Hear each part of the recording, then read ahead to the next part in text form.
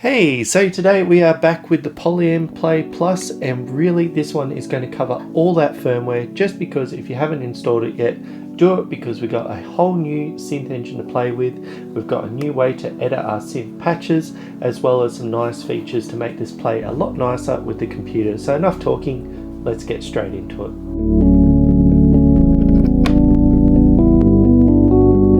Alright, we're back again with the Polyend Play Plus, and today we are talking about that firmware 1.3, and if you haven't yet, definitely get it downloaded. There are some instructions online, but just if you got the files, make sure that you stick them on the SD card in the right spot. There is a firmware folder, and then what you want to do is come to settings by clicking the rotary encoder, click it again, go all the way down to the bottom, and then update firmware, find it in there, and as you can see, I've already got it installed. But what have they added? And there's some nice quality of life features that just make this a lot more easier to work with, and one being the USB. So what you can do now is, if we just come back out of there, enter USB storage mode. Now I've got this connected to power, but what you can do on the computer is when you set this up and you click that button, it'll turn it into a USB hard drive. So instead of having to take the SD card out, put the files on, bring it back in, you can just have this set up with your computer. So you could be making those sample packs, and you can just load them straight into the device. When you're done, hit exit, and everything is set back up the way you want. So it's just a lot more easier to use. I do enjoy this on the Tracker as well as the Tracker Mini. It just makes life so much easier. So another big quality of life thing that I'm very happy about, because I do enjoy editing the patches and making synths on here.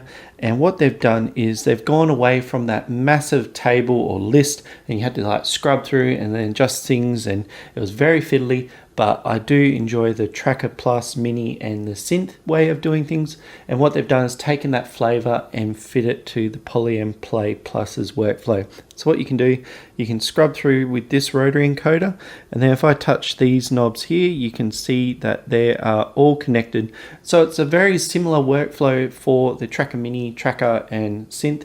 So you're going to be in for a good time. But as you can see, we have a new synthesizer called Dirt, and I really do enjoy this one, because before we only really had reverb and delay. We could do some tricky things to mangle our samples, and they do sound really nice, but sometimes you just want to add a little bit of grit to the sound, or some ways to like destroy the sonic characteristics. So like I said before, we can scrub through here, but what this one does is it takes a basic waveform, so, and then we have a variety of different ways to sort of reduce that sound via distortions or bit crush and that. So if we come over to the shaper, that's where all our algorithms live, and there are quite a lot in here. So that's the basic sound. We'll just stick in there. We can turn. I like the rectifier a bit. Just makes it sound a lot nicer. And then some like chippy dippy tune stuff, but we got a little bit of way to sculpt that flavor in, and we do have some ways that we can modulate that as well. But I'm going to leave a lot of this synthesizer tutorial in another video just dedicated to Dirt Synth, to add to my collection of synthesizer modules on the Polyend Play and Tracker and Mini and all that. So I hope to see that shift to those ones as well, because it is a fantastic addition to some of the sonic palette that we have here. So what I've done is taken a bunch of those Dirt Synths and just tried to make something interesting with it. So if we have a bit of a play,